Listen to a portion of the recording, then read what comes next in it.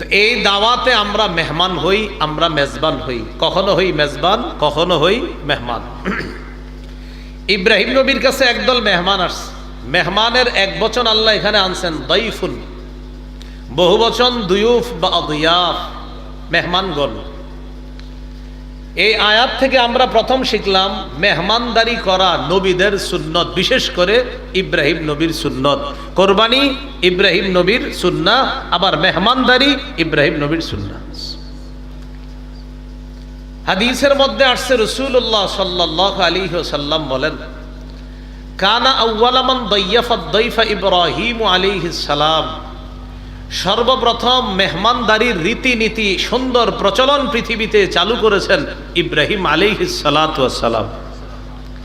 এই হলো আজকে আমাদের মেহমান, এই শব্দ থেকে আজকে আমাদের প্রথম আলোচনা যে মেহমানদারি নবীদের সুন্নত। আরেকটি হাদিস শুনেন, আল মুজামুল কবির, মুজামুল আওসাত, তাবরানীতে আসছে। রাসূলুল্লাহ সাল্লাল্লাহু আলাইহি সাল্লাম বলেন, লা তাজালুল মালাইকাতু তুসাল্লি আলা আহাদিকুম মা দামাত মাইদাতুহু মাওদুআতান বাইনা ইয়াদাইহি হাত্তা ইয়ারফাআ। মেহমানের সামনে যতক্ষণ দস্তরখান বিছানো থাকে, এর মানে দস্তরখান যতক্ষণ থাকে, অর্থাৎ মেহমান যতক্ষণ থাকে, ফেরেশতারা ততক্ষণ আল্লাহকে বলে, আল্লাহ মেজবানকে মাফ করেন, মেজবানকে মাফ করেন, মেজবানকে মাফ করেন, মেজবানকে মাফ করেন। আল্লাহ তাআলা বলেন, হাল আতাকা হাদিসু দাইফি ইব্রাহিম আল মুকরামিন।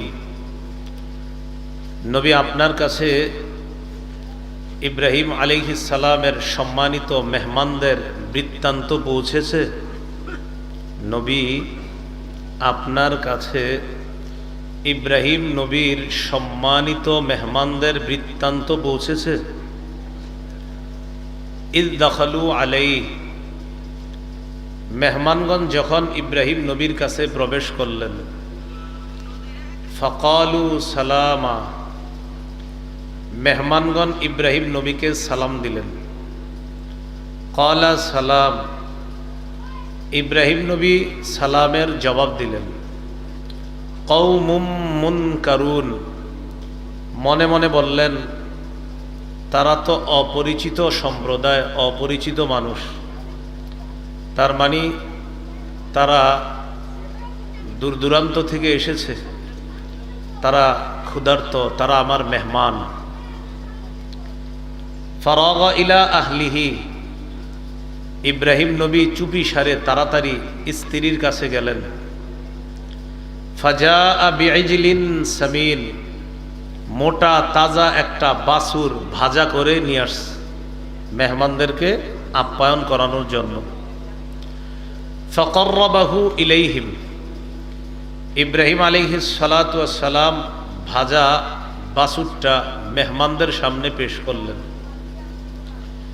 পেশ করার পর দেখেন মেহমানরা খাবার খায় না, খাবারের দিকে তাদের হাত পৌঁছে না। খাবারের দিকে যে তাদের হাত পৌঁছে না, এটা 12 নম্বর পারায় আল্লাহ আলোচনা করেছেন। ফালাম্মা রাআ আইদিয়াহুম লা তাসিলু ইলাইহি, ইব্রাহিম আলাইহিস সালাম যখন দেখলেন তাদের হাত খাবারের দিকে পৌঁছে না, তো ইব্রাহিম আলাইহিস সালাম তখন তাদেরকে বললেন, ক্বালা আলা তাকুলুন, এটা 26 পারায় যে আয়াত পড়লাম, মাঝখানে শুধু ফালাম্মা রাআ আইদিয়াহুম লা তাসিলু ইলাইহি, এটা আছে 12 নম্বর পারায়। ইব্রাহিম নবী যখন দেখলেন মেহমানদের হাত খাবারের দিকে পৌঁছে না, ক্বালা আলা তাকুলুন, এটা আবার 26 পারা শেষ পৃষ্ঠায়। তখন তিনি মেহমানদেরকে বললেন, আপনারা কি খাবেন না? ফাআউজাসা মিনহুম খীফা, মনে মনে তাদের ব্যাপারে ভয় কাজ করলো ইব্রাহিম নবীর। ইব্রাহিম নবীর মনে ভয় কেন কাজ করলো? মুফাসসিরিনে কেরাম লেখেন, ওই জামানায় মেহমানের সামনে খাবার পেশ করার পর মেহমান যদি সেই খাবার গ্রহণ না করতেন, মেজবান মনে করতেন মনে হয় আমার শত্রু, এ কারণে খাবার গ্রহণ করছে না। সেই হিসেবে ইব্রাহিম নবী যখন দেখলেন আগত অতিথিগণ তার দেয়া খাবার গ্রহণ করছে না, তিনি চিন্তিত হয়ে গেলেন আর মনে মনে একটা ভীতি কাজ করলো, তারা মনে হয় আমার শত্রু, এজন্য খাবার খাচ্ছে না।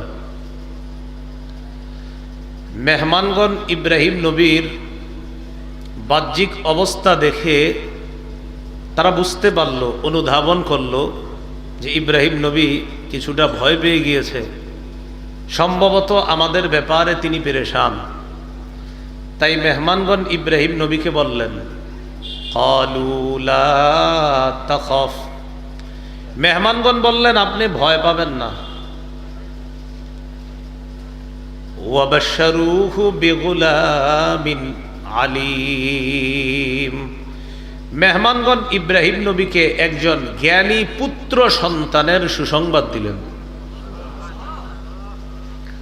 আপনার স্ত্রী সারা, এই সারার গর্ভে আল্লাহ তাআলা ইসহাক নামে একজন পুত্র সন্তান দান করবেন। এই কথাটি আল্লাহ তাআলা অন্যত্র বলেছেন এইভাবে, ফাবাশশারনাহা বিইসহাক, আমি সারাকে ইসহাক নামে একজন পুত্র সন্তানের সুসংবাদ দিলাম। পুত্র সন্তানের সুসংবাদ দেওয়ার পর স্ত্রী সারা ভিতরে, তিনি বয়োবৃদ্ধা এবং বন্ধা, একদিক দিয়ে বৃদ্ধা আবার বন্ধা, মানে সন্তান হয় না। فأقبلت امرأته في صرة فصكت وجهها, ইব্রাহিম আলাইহিস সালাতু ওয়াস সালামের স্ত্রী নিজের গাল চাপড়াইতে চাপড়াইতে বাহির হয়ে আসছে। ওয়াকালাত আজুজুন আকিম, গাল চাপড়াইতে চাপড়াইতে, নিজের গাল নিজে চাপড়াইতে চাপড়াইতে সামনে এগিয়ে এসে বলল, আজুজুন আকিমুন, একজন বৃদ্ধা আর বন্ধা নারীর আবার সন্তান হবে, মানে নিজের ব্যাপারে বলতেছে, কি বলে এরা, আমার নাকি সন্তান হবে, এক তো আমি বৃদ্ধা আবার আমি বন্ধা, আমার আবার সন্তান হবে কিভাবে? মেহমানগণ জবাব দিলেন, ক্বালু কাযালিকি ক্বালা রাব্বুক, মেহমানগণ বললেন ব্যাপারটা এমনই, আমরা সাধারণ কোনো মেহমান না, আমরা আল্লাহর পক্ষ থেকে প্রেরিত ফেরেশতা, আমরা বলছি আল্লাহ এমনটি বলেছেন, অতএব আপনি বৃদ্ধা আবার বন্ধা, এই আপনার মধ্য থেকেই আল্লাহ সন্তান দুনিয়াতে এনে তার ক্ষমতা আল্লাহ পৃথিবীবাসীকে দেখায় দিবে, এমনটি হবে। ইন্নাহু হুয়াল হাকীমুল আলীম, নিশ্চয়ই তিনি মহাপ্রজ্ঞাময় মহাজ্ঞানী। এখান থেকে সামান্য একটু কথা আমরা আলোচনা করি। বন্ধা হোক বৃদ্ধা হোক, আল্লাহ যদি চান সেখান থেকে সন্তান আসবে। যুবতী হোক দেখতে সুন্দরী হোক, আল্লাহ যদি না চান সন্তান আসবে না। সূরা শুরা 49-50 নম্বর আয়াতে আল্লাহ বলেন, লিল্লাহি মুলকুস সামাওয়াতি ওয়াল আরদ ইয়াখলুকু মা ইয়াশা ইয়াহাবু লিমান ইয়াশাউ ইনাসা ওয়া ইয়াহাবু লিমান ইয়াশাউ যুকুর। আসমান জমিনের রাজত্ব আল্লাহর, তিনি যা ইচ্ছা তা সৃষ্টি করেন। তিনি যাকে ইচ্ছা কন্যা সন্তান দান করেন, যাকে ইচ্ছা ছেলে সন্তান দান করেন। আও ইউযাউযুহুম যুকরানাও ওয়া ইনাসা, তিনি যাকে ইচ্ছা ছেলে মেয়ে উভয়টা দান করেন। ওয়া ইয়াজআলু মান ইয়াশাউ আকীমা, তিনি যাকে ইচ্ছা তাকে বন্ধা রাখেন। তাহলে আমরা আকীদা স্বচ্ছ করি, ছেলে হোক মেয়ে হোক অথবা ছেলে মেয়ে উভয়টা দেওয়ার ক্ষমতা কার? কিচ্ছু হবে না, এই ক্ষমতাও কার? আল্লাহর। ফেরেশতাগণ জানায়া দিলেন, ক্বালু কাযালিকি ক্বালা রাব্বুক, ব্যাপারটা এমনই, আপনার রব এমনটি বলেছেন, অতএব আপনার সন্তান হবে, এটাই চূড়ান্ত কথা। তিনি মহাপ্রজ্ঞাময় মহাজ্ঞানী। এখান থেকে একটা জিনিস শিখলাম আমরা, ফেরেশতাগণ ইব্রাহিম নবীর কাছে আসার যে উদ্দেশ্য, প্রথম উদ্দেশ্যটি আমরা বুঝতে পারলাম, সেটা হলো তাকে পুত্র সন্তানের সুসংবাদ দেওয়া। এই উদ্দেশ্যে ফেরেশতারা এসেছেন। ইব্রাহিম নবী নবুয়তি বিচক্ষণতার মাধ্যমে বুঝতে পারলেন তাদের আরো কোনো মতলব আছে, উদ্দেশ্য আছে।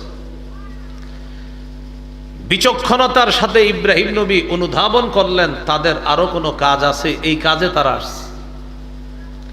এবার ইব্রাহিম নবী তাদেরকে জিজ্ঞাসা করলেন, ক্বালা ফামা খাতবুকুম আইয়ুহাল মুরসালুন, হে প্রেরিত ফেরেশতাগণ, তোমাদের মূল উদ্দেশ্যটা কি একটু বলো তো।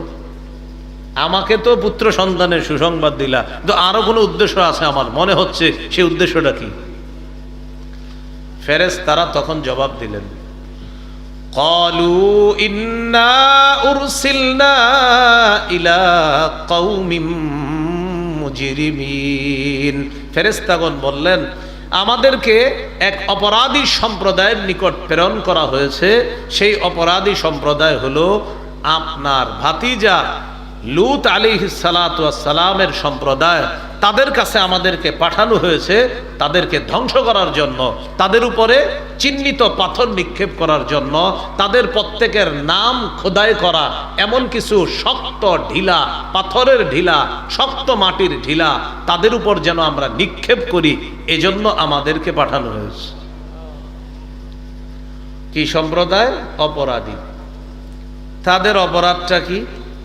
সূরাতুশ শুআরার মধ্যে আল্লাহ বলেছেন, আতাতুনা যুকরানা মিনাল আলামিন ওয়া তাযারুনা মা খালাকা লাকুম রাব্বুকুম মিন আজওয়াজিকুম বাল আনতুম কওমুন আদুন।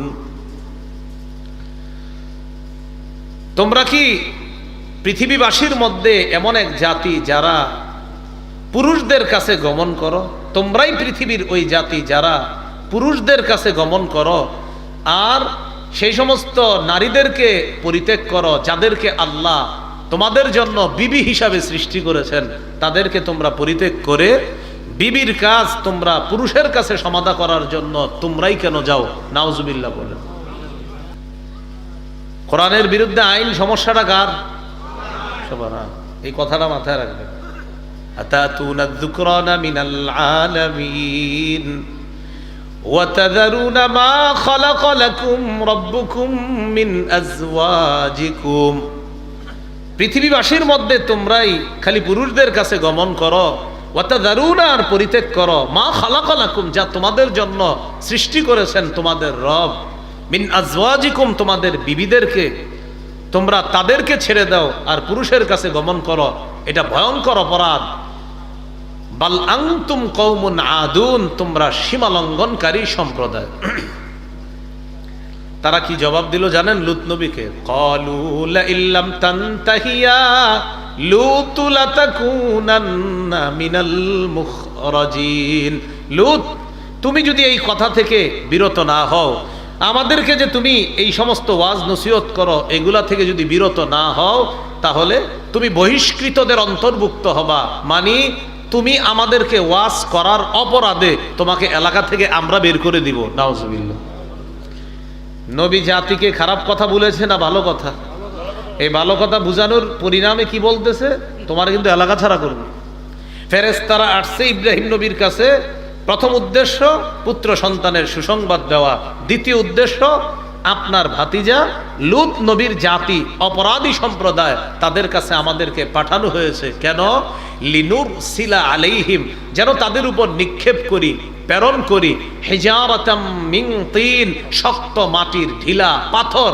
কি পাথর?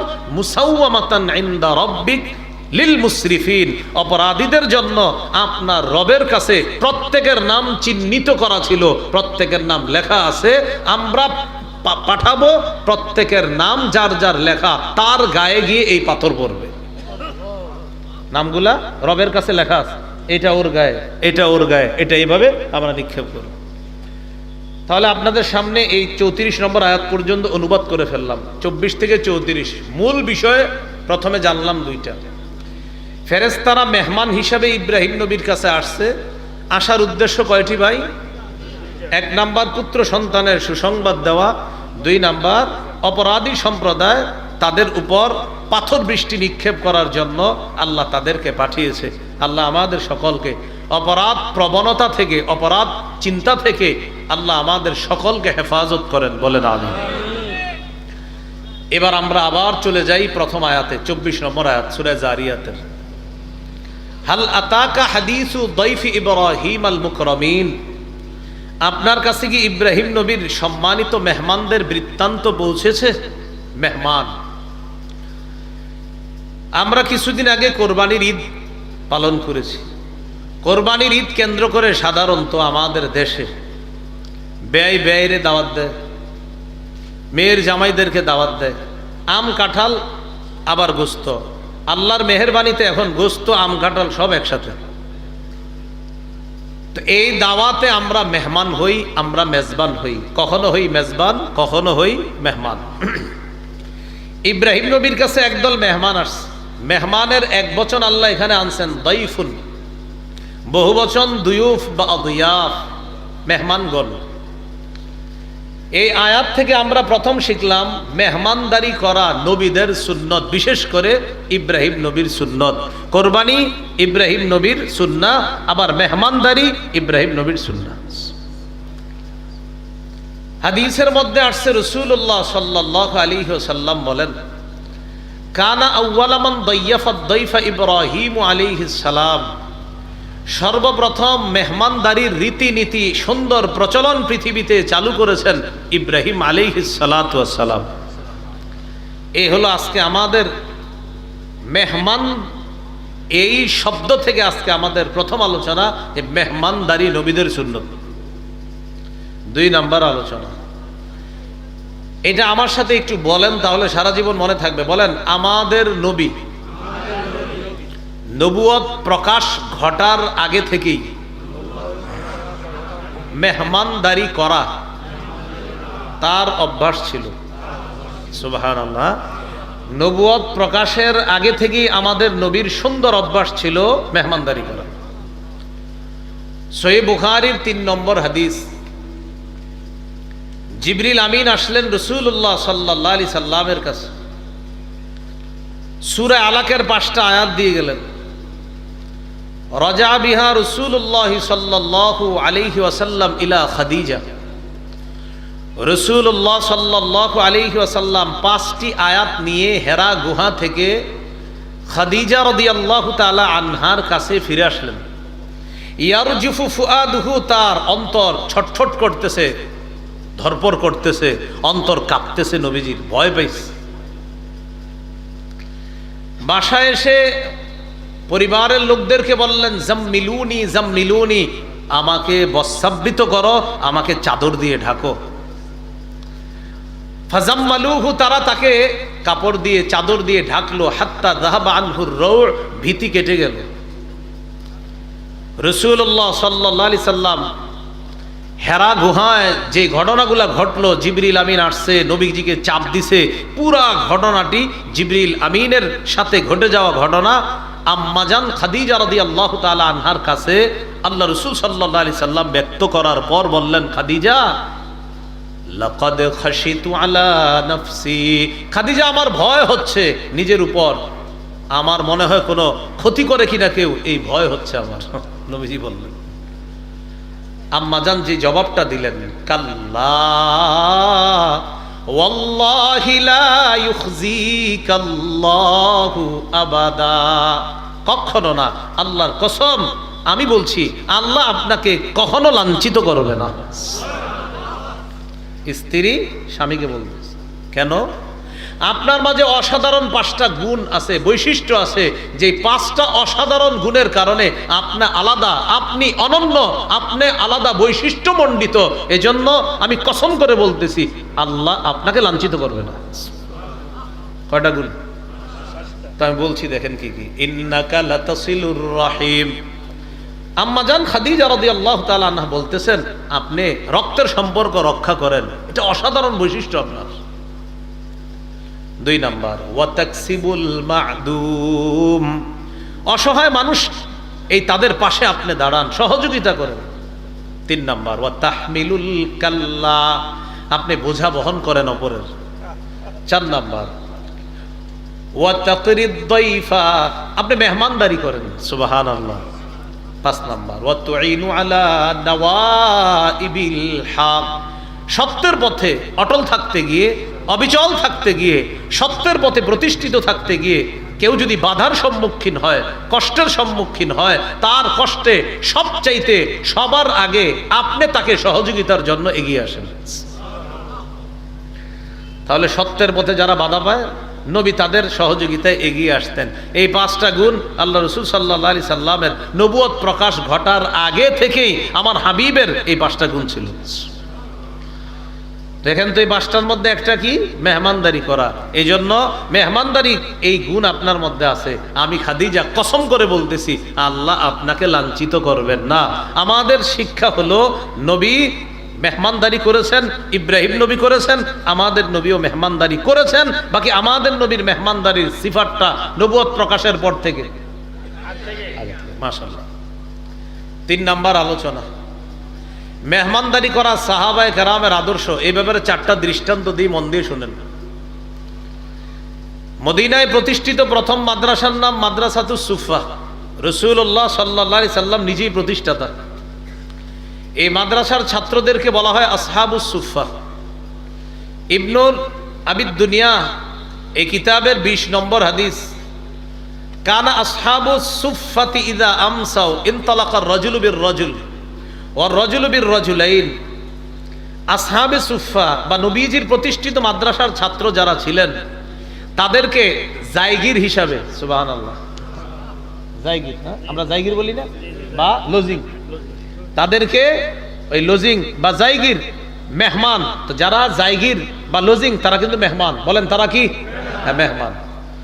কেউ একজন সাহাবীকে মেহমান হিসাবে নিয়ে যেতেন, ওয়ার রাজুলু বির-রাজুলাইন, কেউ 2 জন সাহাবীকে মেহমান হিসাবে নিয়ে যাইতেন রাতের বেলা খাবার খাওয়ানোর জন্য। এবার কি বলে দেখেন, ওয়া আম্মা সাদ ইবনে উবাদা ফাকানা ইয়ানতালিকু বিসামানিনা কুল্লা লাইলা। নবীজির সাহাবী সাদ ইবনে উবাদা প্রতি রাতে 1জন 2 জন না 80 জন সাহাবীর মেহমানদারি করতেন। মাসে কয়জন? 80 জন সাহাবীর মেহমানদারি করতেন সাদ ইবনে উবাদা। ইবনে আবিদ দুনিয়ার 49 নম্বর হাদিসের মধ্যে আসছে, আব্দুল্লাহ ইবনে ওমর রাদিয়াল্লাহু তাআলা আনহুমা বলেন, আহাব্বুত তাআমি ইলাল্লাহ মা কাসুরাত আলাইহিল আইদি। যেই খাবারে সবচেয়ে বেশি হাত পড়ে, মানে যেই খাবারে সবচেয়ে বেশি মেহমান হয়, ওই খাবারটা আল্লাহর কাছে সর্বাধিক পছন্দনীয় খাবার হয়। 2টি দৃষ্টান্ত আমরা পেলাম। এবার 3 নাম্বার দৃষ্টান্তটা খুব মন দেন। বলেন সূরা হাশর, বলেন 9 নম্বর আয়াত। এই আয়াতের ব্যাখ্যায় মুফাসসিরিনে কেরাম একটি হাদিস এনেছেন। এই হাদিসটি বুখারীতে আছে। কোথায় আছে? তা আমি হাদিস বলতেছি, আপনারা গল্পের মতো মুখস্থ রাখার চেষ্টা করবেন। তাহলে সূরার নাম সূরা হাশর, 9 নম্বর আয়াত। এই আয়াতের তাফসীরে মুফাসসিরিনে কেরাম হাদিসটা আনছে, আর ইমাম বুখারী তো বুখারীতে আনছে। বুখারীর হাদিস নাম্বার 3798 নম্বর হাদিস। হাদিসটি আমরা মন দিয়ে শুনি। এক সাহাবী রাসূল সাল্লাল্লাহু আলাইহি সাল্লামের কাছে আসছে, এক ব্যক্তি মেহমান হিসেবে আসছে। ফাবাআথা ইলা নিসাইহি, মেহমানের মেহমানদারি করার জন্য রাসূলুল্লাহ সাল্লাল্লাহু আলাইহি ওয়াসাল্লাম স্ত্রীদের কাছে লোক পাঠাইছে খবর নেওয়ার জন্য, ঘরে কোনো খাদ্য আছে, মেহমান আসছে আমার দরবারে, তাকে মেহমানদারি করতে হবে। সমস্ত বিবিরা জবাব দিলেন, ফাকুলনা মা মা'ানা ইল্লাল মা। সব বিবিরা জবাব দিলেন, আমাদের ঘরে পানি ছাড়া কিচ্ছু নাই। কি ছাড়া? এর মানে বিবিরা পানিটাকেও খাবার মনে করতেন, এই জন্য বলছে পানি ছাড়া কিছু নাই। আর আম্মাজান আয়েশা সিদ্দিকা রাদিয়াল্লাহু তাআলা আনহা বলছেন, আকাশে 3টা চাঁদ দেখতাম, কিন্তু নবীর ঘরের কোনো চুলায় আগুন ধরে নাই, অথচ আকাশে 3টা চাঁদ দেখে ফেলতাম। মানে এই 1 মাসের চাঁদ, আরেক মাসের চাঁদ, আরেক মাসের চাঁদ দেখতাম, কিন্তু কোন চুলায়, বলে নাই এক চুলায়, বলছে ফি আবিয়াতি রাসূলিল্লাহ। বাইতিন বলে নাই, বাইতুনের বহুবচন আবিয়াত, মানে নবীদের একাধিক বিবির একাধিক ঘর, কোন ঘরে আগুন জ্বলে নাই চুলায়। তো স্ত্রীরা সংবাদ পাঠাইলেন, ফাকুলনা মা মানা ইল্লাল মা, আমাদের ঘরে পানি ছাড়া আর কিচ্ছু নাই। রাসূলুল্লাহ সাল্লাল্লাহু আলাইহি সাল্লাম ঘোষণা করলেন, মাইয়াজুম্মু আও মাইয়ুদিফু হাযা। সাহাবীদের সামনে ঘোষণা করলেন, আচ্ছা তোমাদের মধ্যে কেউ আছো আমার এই মেহমানকে মেহমানদারি করবা? ফাকামা রাজুলুম মিনাল আনসার, এক আনসারী সাহাবী দাঁড়িয়ে গেলেন। ফাকালা আনা, তিনি বললেন, হুজুর আমি আপনার মেহমানকে মেহমানদারি করব, আমি তাকে বাসায় নিয়ে যাই। তাহলে কিছু শিখি, বলেন মেহমানটা কার?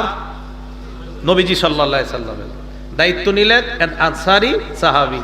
মুহাদ্দিসিনে কেরাম তার নাম লেখছে তলহা রাদিয়াল্লাহু তাআলা। বাড়িতে নিয়ে গেছে। ফানতালাকা বিহি ইলা ইমরাআহ, স্ত্রীর কাছে নিয়ে গেলেন। স্ত্রীকে গিয়ে বললেন, শোনো মেহমান নিয়ে আসছে। ইফা রাসূলিল্লাহি সাল্লাল্লাহু আলাইহি ওয়াসাল্লাম, আল্লাহ রাসূলের মেহমানকে সম্মান করো, যথাযথ খাতির করো। স্ত্রী যে জবাব দিলেন, আহা! স্ত্রী বললেন, মা ইনদানা ইল্লা কুতু সিবয়ানিনা, আমাদের বাচ্চাদের খাবার ছাড়া আর কোনো খাবার নাই। আপনার খাবার ঘরে নাই, আমি খাবার খাওয়ার মতো খাবার ঘরে নাই। আমি বাচ্চাদের জন্য একটু খাবার সংগ্রহ করেছিলাম, এই খাবারটাই আছে, না আপনার আছে না আমার আছে, বাচ্চাদের একটু খাবার আছে, এছাড়া ঘরে কোনো খাবার নাই। মেহমান কার? ঘরের হালাতি।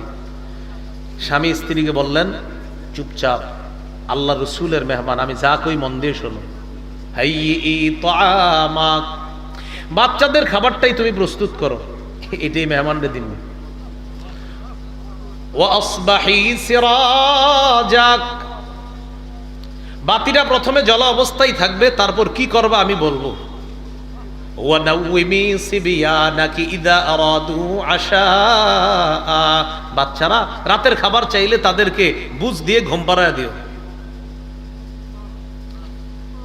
ফাহাইয়া আত-তাআমাহা, স্ত্রী খাবার প্রস্তুত করলেন। ওয়া নাওয়ামাত সিবিয়ানাহা, বাচ্চাদেরকে ঘুম পাড়ায় দিস। বাচ্চারা না খা, পেটে কিচ্ছু নাই, ক্ষুধার্ত বাচ্চাগুলারে ঘুম পাড়ায় দিস। এবার লাইটের কাছে গেছে স্ত্রী। সুম্মা কামাত কান্নাহা তুসলিহু সিরাজাহা ফাআতফাআতহু, লাইট ঠিক করার বাহানায় লাইটটা নিভাইয়া দিস। বাতি ঠিক করার বাহানায় বাতিটা নিভাইয়া দিছে। স্বামী স্ত্রীকে বুঝাইছে, শোনো বাতি যে নিভাইবা আর কিন্তু জ্বলবে না, তুমি খালি ঠিক করতে চাইবা কিন্তু জ্বলবে না। মেহমান যতক্ষণ খাবে বাতি কিন্তু জ্বলবে না, খানা শেষ হলে বাতি ঠিক হয়ে যাবে। কেন? কারণ মেহমান আমাদেরকে ছাড়া খাবে না। মেহমান বলবে, মেজবান ভাই আপনি খাবেন না, তখন আমি আর তুমি খাবার অভিনয় করতে হবে, মুখ নাড়াইতে হবে। অন্ধকারে দুইজন মুখ নাড়াবো, তিনি বাস্তবে খাবে, আমরা মুখ নাড়িয়ে বুঝাবো আমরাও খাইতেছি। আমরা যদি না খাই মেহমান কষ্ট পাবে, আর মেহমানকে কষ্ট দেওয়া যাবে না। তাই তার ক্ষুধার কষ্ট দেওয়া যাবে না, আবার সে আমাদের না খাওয়ায় কষ্ট পাবে, এটাও দেওয়া যাবে না।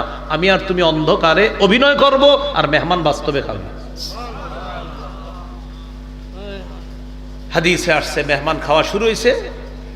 ফাবাতা তাবিয়াইন, স্বামী স্ত্রী দুইজন ক্ষুধার্ত অবস্থায় রাত কাটিয়েছে। সন্তানগুলা, বাচ্চাগুলাও ক্ষুধার্ত অবস্থায় রাত কাটিয়েছে। সকাল হয়েছে। রাসূলুল্লাহ সাল্লাল্লাহু আলাইহি সাল্লামের কাছে গেলেন সাহাবী। নবীজি তাকে দেখে বললেন, দহিকা রব্বুনা আল-লাইলাতা ওয়া আজিবা রব্বুনা মিন ফাআলিকুমা, তুমি আর তোমার বিবি গত রাতে মেহমানের সাথে কি করেছো? তোমাদের মেহমানদারিতে আল্লাহ খুশি হয়ে হাসি দিয়ে কোরআনের আয়াত নাজিল করছে। তোমাদের মেহমানদারিতে আল্লাহ খুশি হয়েছেন, আল্লাহ হেসেছেন, আল্লাহ কোরআনের আয়াত নাজিল করেছে। সেই আয়াতটাই কোন সূরা? হাশর। কত নম্বর? 9 নম্বর আয়াত। আয়াতটা বলি আমি, শোনেন। ওয়ায়ুসিরুনা আলা আনফুসিহিম ওয়ালাউ কানা বিহিম খাসাসা, নবীর সাহাবীদের অভ্যাস হলো এমন, নিজেদের প্রচন্ড প্রয়োজন থাকা সত্ত্বেও তারা নিজেদের উপর অন্যদেরকে প্রাধান্য দেয়, নিজেদের প্রয়োজনটা তারা কোরবানি দেয়। এটা হলো আমার নবীর সাহাবীদের অভ্যাস। আল্লাহ তাদের অভ্যাসের প্রশংসা করে সূরা হাশরের 9 নম্বর আয়াত নাজিল করলেন। এই হলো রাসূল সাল্লাল্লাহু আলাইহি সাল্লামের সাহাবীদের মেহমানদারি। আরেকটা দৃষ্টান্ত নেন। নতুন বিয়ে করছে দুলা, সহিহ বুখারী 5597 নম্বর হাদিস। বিয়ে করেছে এক সাহাবী, নাম আবু উসাইদ আস-সাঈদী। হাদিসের বর্ণনাকারী সাহাল ইবনে সাদ আস-সাঈদী, যার ব্যাপারে বর্ণনা তার নাম আবু উসাইদ আস-সাঈদী, তিনি নতুন জামাই, নতুন বিয়ে করছে। বিয়ে করার পর স্ত্রীকে নিয়ে আসছে, অলিমা করছে।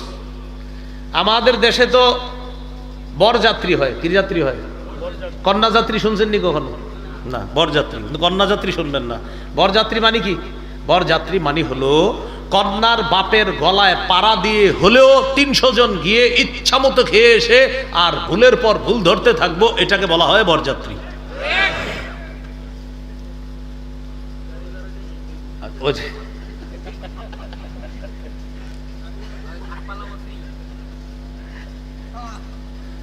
তো বরযাত্রী শোনা যায়, কিন্তু কি শোনা যায় না? কন্যাযাত্রী শোনা যায়। উচিত ছিল কন্যাযাত্রী হওয়া, হয়ে গেছে বরযাত্রী। অলিমায় কি যাত্রী হইতো? কন্যাযাত্রী। অলিমা হইলে হইতো কন্যাযাত্রী, কিন্তু হইতেছে তো উল্টাটা, এই জন্য হয় বরযাত্রী। সাহাবী বিয়ে করছে, অলিমার অনুষ্ঠান করছে, অলিমায় দাওয়াত দিছে সাহাবীদেরকে, প্রধান অতিথি হিসাবে দাওয়াত দিছে মুহাম্মদুর রাসূলুল্লাহ সাল্লাল্লাহু আলাইহি সাল্লামকে। দান নবী সাল্লাল্লাহু আলাইহি ওয়াসাল্লাম ইলা উরসিহি, রাসূলুল্লাহ সাল্লাল্লাহু আলাইহি সাল্লামকে তার অলিমায় দাওয়াত দিলেন। নতুন দুলা, নতুন স্বামী, তার নতুন স্ত্রী কি করলেন জানেন? মেহমান আল্লাহ রসুল, মেহমান সাহাবীরা নতুন বিবি স্বেচ্ছায় খাবার পরিবেশনের দায়িত্ব নিয়ে নিছে। কারণ মেহমানকে তো আমি নতুন বিবি শিখিয়েছি, মেহমান আল্লাহ রসুল, এই সুযোগ তো পাওয়া যাবে না। কি বললেন? কানাত ইমরাতুহু খাদিমাহুম ইয়াউমা ইদিন, নতুন দুলার নতুন স্ত্রী সেদিন তাদের সেবক সেবিকা হয়ে গেলেন, ভিতর থেকে স্ত্রী খাবার পরিবেশন করলেন। শুধু তাই না, তার স্ত্রী বলেন আনকাতুলি রাসূলিল্লাহ সাল্লাল্লাহু আলাইহি সাল্লাম, আমি আমার হাবিবের জন্য, আমার স্বামী যে অলিমার আয়োজন করেছে ওই অলিমার মধ্যে আমার হাবিবের জন্য আমি স্পেশাল খেজুর দিয়ে একটা আইটেমও করেছিলাম। নতুন বিবি মানে কি 7 দিন ডেকডেসির কাছে যাবে না নাকি? তো তিনি বলতেছে তার স্বামীর অলিমার অনুষ্ঠানে তিনি নিজে, একটা অলিমার অনুষ্ঠানের খাদ্য আছে যে রাসূল সাল্লাল্লাহু আলাইহি সাল্লামের জন্য তিনি কি করলেন? স্পেশাল খেজুর দিয়ে একটা খাদ্য তৈরি করছে, আল্লাহ রাসূলকে অলিমায় সেটা খাওয়াইছে। কি শিখলাম? সাহাবায়ে কেরাম বিয়ে করার পর তারা অলিমার অনুষ্ঠান করেছে, সেই অনুষ্ঠানে অতিথিদেরকে তারা দাওয়াত দিয়ে খাওয়িয়েছে এবং স্বতঃস্ফূর্তভাবে খুশি মনে সাহাবায়ে কেরামের মেহমানদারি করেছেন, নবীর মেহমানদারি করছে। এইগুলো আজকে 3 নাম্বার আলোচনা। আজকের 4 নাম্বার আলোচনা মেহমানদারির গুরুত্ব। এই ব্যাপারে কয়েকটা হাদিস শুনেন, 5টি হাদিস শোনাই, কিন্তু মন দিয়ে শুনতে হবে। সহিহ বুখারীর বর্ণনা 6475 নম্বর হাদিস। এই হাদিসের মধ্যে আসছে রাসূলুল্লাহ সাল্লাল্লাহু আলাইহি সাল্লাম বলেন, মান কানা ইউমিনু বিল্লাহি ওয়াল ইয়াউমিল আখির ফালইউকরিম দাইফা, যে ব্যক্তি আল্লাহকে বিশ্বাস করে, আখিরাত বিশ্বাস করে, সে যেন মেহমানের সম্মান করে। এই হাদিস থেকে বোঝা যায় মেহমানকে সম্মান করা ঈমানের আলামত। কারণ যে আল্লাহকে বিশ্বাস করে, আখিরাত বিশ্বাস করে, সে যেন মেহমানকে সম্মান করে। সহিহ বুখারীর বর্ণনা 1975 নম্বর হাদিস। এই হাদিসটি যে সাহাবীর ব্যাপারে, তার নাম আব্দুল্লাহ ইবনে আমর ইবনুল আস রাদিয়াল্লাহু তাআলা। তিনি কি করেন? দিনের বেলা রোজা রাখে, সারা দিন রোজা রাখে, প্রতিদিন নফল রোজা রাখে আর সারা রাত নামাজ পড়ে। তার ব্যাপারে রাসূল সাল্লাল্লাহু আলাইহি সাল্লামের কাছে নালিশ গেল, অভিযোগ গিয়েছে, হুজুর আপনার এই সাহাবী প্রতিদিন নফল রোজা রাখে আর প্রতি রাতে নফল নামাজ পড়ে, হক আদায় করে না, সন্তানের হক, পরিবারের হক, স্ত্রীর হক, এগুলো আদায় করে না। রাসূলুল্লাহ সাল্লাল্লাহু আলাইহি সাল্লাম তাকে ডাকলেন। ডাকার পর বললেন, আব্দুল্লাহ আলাম উখবার আন্নাকা তাকুমুল লাইল ওয়া তাসুমুন নাহার, আমার কাছে সংবাদ এসেছে তুমি নাকি সারা রাত নামাজ পড়ো আর প্রতিদিন নাকি নফল রোজা রাখো। সাহাবী বললেন, জি হুজুর। নবীজি বললেন, ফালা তাফাল, এমনটি আর করবা না। কুম ওয়া নাম, রাতে ঘুমাও আবার নামাজ পড়ো, ঘুমাবা শেষ রাতে গিয়ে তুমি তাহাজ্জুদ পড়ো। সুম ওয়া আফতির, নফল রোজা রাখো, মাঝে মাঝে রাখো, প্রতিদিন রাখবা না, মাঝে মাঝে ছাড়বা। প্রয়োজনে 13, 14, 15 আরবি মাসের এই 3টা রোজা রাখবা। যদি আরো বাড়াইতে চাও তাহলে সোমবার, বৃহস্পতিবার রাখো, এইভাবে তুমি রাখবা, প্রতিদিন রাখবা না। শোনো আব্দুল্লাহ ইবনে আমর ইবনুল আস, ইন্না লিআইনিকা আলাইকা হাক্কা, তোমার উপর তোমার চোখের হক আছে। ওয়া ইন্না লিজাসাদিকা আলাইকা হাক্কা, তোমার উপর তোমার শরীরের হক আছে। ওয়া ইন্না লিজাওজিকা আলাইকা হাক্কা, তোমার উপর তোমার বিবির হক আছে। ওয়া ইন্না লিজাউরিকা আলাইকা হাক্কা, তোমার উপর তোমার মেহমানের হক আছে। মেহমান আসলেও নাকি তুমি রোজা রাখো, তারে খুশি করার জন্য অন্তত তার সামনে তোমার খাবার খেতে হবে, তুমি নফল রোজা রাখবা না। এই হাদিস থেকে বুঝলাম মেজবান, মেহমানের কদর করা, মেহমানদারি করা, এটা মেজবানের হক সাব্যস্ত করছে রাসূল সাল্লাল্লাহু আলাইহি ওয়াসাল্লাম। বুঝে আসছেনি? এজন্য ঘুমাবেন না, ঘুমাইতে হবে না, ঘুমাইতে হবে, জেনে না ঘুমাইতে হবে, চোখের হক আদায় করতে হবে, বাকি পরিমিত ঘুমাইতে হবে, অন্তত কমে 6 ঘন্টা, বেশি 7 ঘন্টা। আমার প্রচুর ঘুমাইতে হয়, ঘুম ছাড়া চলে না, আমার ঘুমাইতে হবে, আমার লম্বা সময় ঘুমাইতে হয়, যেভাবে হোক অনেক লম্বা সময় আমার ঘুম পূরণ করতে হবে, 2-3 যেমনি হোক ঘন্টা ঘন্টা মিলে ঘুমাইতে হবেই হবে, হতেই হবে ঘুম। এজন্য চোখের হক আদায় করতে হবে, আপনার শরীরের হক আদায় করতে হবে, স্ত্রীর হক আদায় করতে হবে, আরেকটা হলো মেহমানের হক আদায় করা। এবার আরেকটা হাদিস শুনি আমরা, আবু দাউদের 3750 নম্বর হাদিস। এই হাদিস শোনার আগে একটা বাংলা শুনেন, বলেন তো ঋণ পরিশোধ কি করা লাগে কিনা? এই হাদিসের মধ্যে আসছে মেজবান মেহমানের মেহমানদারি করাটা হলো এমন, ঋণ পরিশোধ করা যেমন, ঋণ পরিশোধ করা যেমন, মেহমানের মেহমানদারি করা তেমন। রাসূলুল্লাহ সাল্লাল্লাহু আলাইহি সাল্লাম বলেন, লাইলাতুদ দাইফি হাক্কুন আলা কুল্লি মুসলিম, অন্তত এক রাত মেহমানদারি করা প্রত্যেকটা মুসলমানের হক, কর্তব্য। ফামান আসবাহা বিফিনাই, তোমাদের কারো আঙিনায় কেউ যদি মেহমান হয়, ফাহু আলাইহি দাইনুন, মেহমানদারি করা তার উপর ঋণ পরিশোধ করার মতো কর্তব্য হয়ে যায়। ঋণ যেমন পরিশোধ করতে হয়, তোমার মেহমানদারি করতে হবে। আচ্ছা কইতেছ,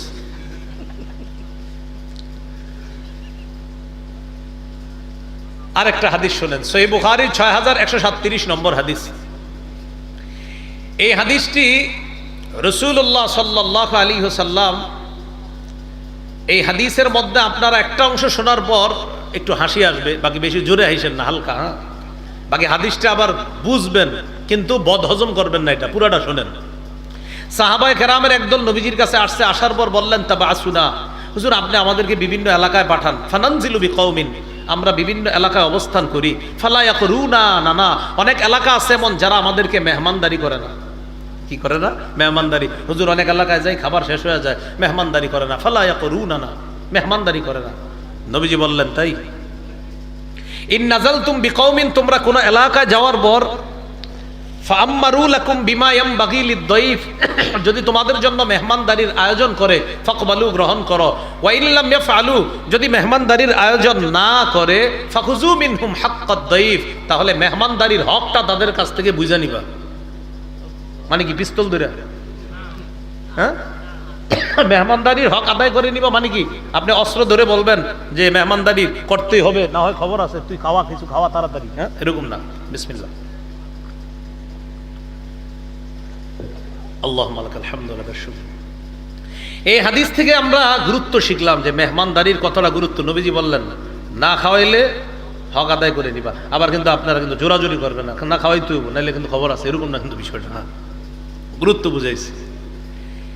এবার আমার সাথে একটু বলেন, প্রয়োজনে মেহমানকে খুশি করার জন্য মেজবানের নফল রোজা ভাঙার অনুমতি আছে। কারে খুশি করার জন্য? হ্যাঁ, খুশি করার জন্য। সহিহ বুখারী 6139 নম্বর হাদিস। সালমান রাদিয়াল্লাহু তাআলা আবু দারদা রাদিয়াল্লাহু তাআলা আনহুর বাড়িতে মেহমান হলেন। মেহমান হওয়ার পর তার স্ত্রীর শরীরে ময়লা ঝয়লা কাপড়। সালমান রাদিয়াল্লাহু তাআলা আনহু গেলেন ওই বাড়িতে, যাওয়ার পর জানতে পারলেন যে আবু দারদা রাদিয়াল্লাহু তাআলা বিবির খবর রাখে না, সন্তানদের খবর রাখে না, পরিবারের তেমন খবর রাখে না। এগুলা কে জানলেন? সালমান রাদিয়াল্লাহু তাআলা। ওই যে আগে এক সাহাবীর ব্যাপারে জানলাম, আর তিনি আবু দারদা বাসায় আসছে। আসার পর আবু দারদা রাদিয়াল্লাহু তাআলা আন, তিনি হলেন মেজবান, মেহমান সালমান রাদিয়াল্লাহু তাআলা আনহুকে খাবার পরিবেশন করছে। খাবার পরিবেশন করার পর আবু দারদা রাদিয়াল্লাহু তাআলা আনহু বললেন, কুল ফাইন্নী সাইম, তুমি খাও, আপনি খান, আমি মেহমান, আমি রোজাদার, আপনি খান, আমি রোজাদার, আমি খাবো না। মেজবান মেহমানকে বললেন, আপনি খান, আমি রোজাদার। সালমান রাদিয়াল্লাহু তাআলা আনহু বললেন, লা আকুলু হাত্তা তাকুলা, আপনি না খাওয়া পর্যন্ত আমি খাবো না। মানে মেজবানকে বলতেছে, আপনি না খাইলে আমি খাবো না। আর আমি তো রোজাদার, রোজা ভাঙেন, নফল রোজাই তো ভাঙেন আপনি। এইগুলো দিনের কাহিনী। তো উনি আবার জানছে রাতের বেলাও স্ত্রীকে সময় দেয় না, সারা রাত নামাজ পড়ে। সালমান রাদিয়াল্লাহু তাআলা আনহু বললেন, আপনি যেহেতু সারা রাত নামাজ পড়েন, আজকে আপনার সাথে শুমু আমি। দুইজনে একসাথে শোয়ার জন্য এক রুমে গেছে। এক রুমে যাওয়ার পর সালমান রাদিয়াল্লাহু তাআলা আনহুকে শোয়া দিছে, আবু দারদা রাদিয়াল্লাহু তাআলা শোয়া দিয়া উনি নামাজে দাঁড়াইতে যাবে, ওই টাইমে ধরছে, কোথায় যান? নামাজ পড়বো। নাম নাম মানি হলো ঘুমান, ঘুমান আমার সাথে, আসেন ঘুমান। ঘুম পাড়াইছে। ঘুমানোর পর একটু পরে আবার উঠছে, সুম্মা জাহাবালিয়া কুমা, আবার উঠছে। আপনার যে মাত্র উঠতে যাবে ওই মাত্র ধরছে সালমান রাদিয়াল্লাহু তাআলা, খালি খবর রাখতেছে কখন ওঠে, কোথায় যান? নামাজ পড়বো। ঘুমান, আবার ঘুম পাড়াইছে। সুম্মা জাহাবালিয়া কুমা, আবার উঠছে দাঁড়ানোর জন্য, নামাজ পড়বে। কোথায় যান? নামাজ পড়বে। ঘুমান। ফালাম্মা কানা আখিরুল লাইল, যখন শেষ রাত হলো তাহাজ্জুদের সময়, তখন উঠলেন। তখন সালমান রাদিয়াল্লাহু তাআলা আনহু উঠলেন, হ্যাঁ চলেন এবার দুইজনই নামাজ পড়ুন। তাহাজ্জুদ পড়লেন, ফজর পড়লেন। ফজর পড়ার পর আবু দারদা রাদিয়াল্লাহু তাআলা আনহু বললেন, সালমান তুমি গতকাল থেকে আমার সাথে যা শুরু করছো, দিনের বেলা আমার রোজা আমার রাখতে দাও না, রাতের বেলা তুমি আমার নামাজ পড়তে দাও না, ঘটনা কি?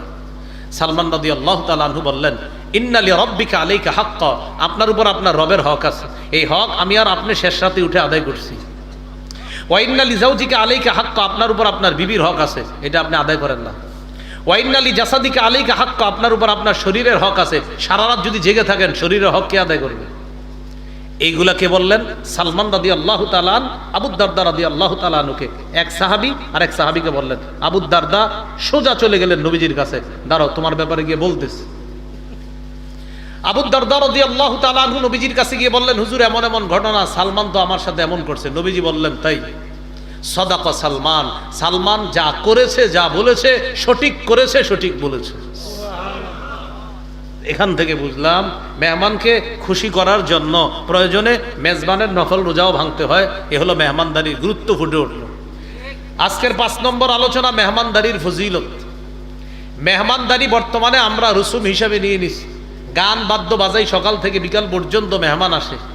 যেই মেহমানদারি জান্নাতে যাওয়ার কারণ ছিল, সেই মেহমানদারি এখন গজবে রূপান্তরিত করছি আমরা।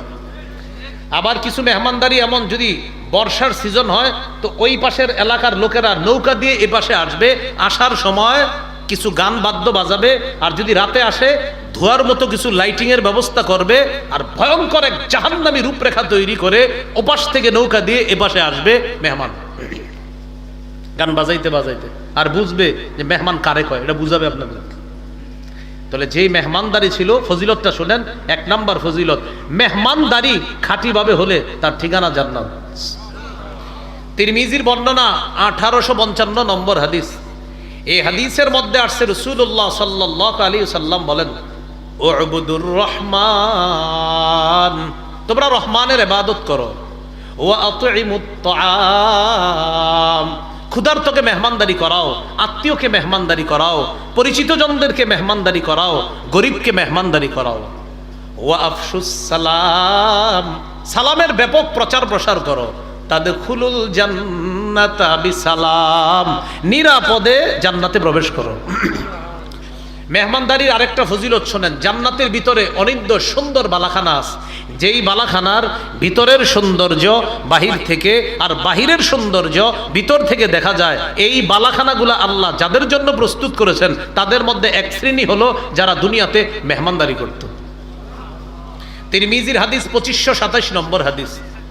এই হাদিসের মধ্যে আসছে রাসূলুল্লাহ সাল্লাল্লাহু আলাইহি সাল্লাম বলেন, ইন্না ফিল জান্নাতি লাগরাফা ইউরা যুহুরুহা মিন বুতুনিহা ওয়া বুতুনুহা মিন যুহুরিহা। জান্নাতের মধ্যে অনেক সুন্দর বালাখানা আছে, যার সৌন্দর্যতা বাহির থেকে আর বাহিরের সৌন্দর্যতা ভিতর থেকে দেখা যায়। আমাদের দেশে কিছু কাঁচ আছে, এই কাঁচ লাগানোর পর আমরা বাহির থেকে কিচ্ছু দেখি না, কিন্তু ভিতর থেকে আমাদেরকে দেখে। আছে না এরকম? কিন্তু ওইটা কেমন? বাহিরের সৌন্দর্য ভিতর থেকে আর ভিতরের সৌন্দর্য বাহির থেকে দেখা যাবে। এক গ্রাম্য ব্যক্তি বললেন, লিমান হিয়া ইয়া রাসূলুল্লাহ, ওগো আল্লাহর রাসূল, এই সুন্দর বালাখানা কার জন্য? নবীজি বললেন, লিমান আতাবাল কালাম, যে ব্যক্তি সুন্দরভাবে ভদ্রভাবে উত্তম কথা বলে তার জন্য। ওয়া আদামাত তাআম, যে ব্যক্তি নিয়মিত মেহমানদারি করাকে অভ্যাসে পরিণত করে নিয়েছে এই ব্যক্তির জন্য। ওয়া সাল্লা বিল্লাইলি ওয়ান নাসু নিয়াম। আর যে ব্যক্তি, মানুষ যখন শেষ রাতে ঘুমায়, ওই ব্যক্তি আল্লাহর দরবারে তাহাজ্জুদ নামাজে দাঁড়িয়ে যায়, তার জন্য ওই অনিদ্য সুন্দর বালাখানা আল্লাহ প্রস্তুত করছে। তাহলে এর মধ্যে একজন মেহমান দাঁড়িয়ে আছে।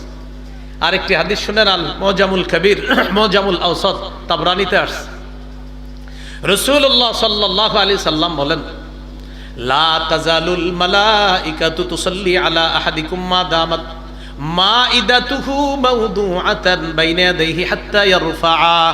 মেহমানের সামনে যতক্ষণ দস্তরখান বিছানো থাকে, এর মানে দস্তরখান যতক্ষণ থাকে, অর্থাৎ মেহমান যতক্ষণ থাকে, ফেরেশতারা ততক্ষণ আল্লাহকে বলে, আল্লাহ মেজবানকে মাফ করেন, মেজবানকে মাফ করেন, মেজবানকে মাফ করেন, মেজবানকে মাফ করেন।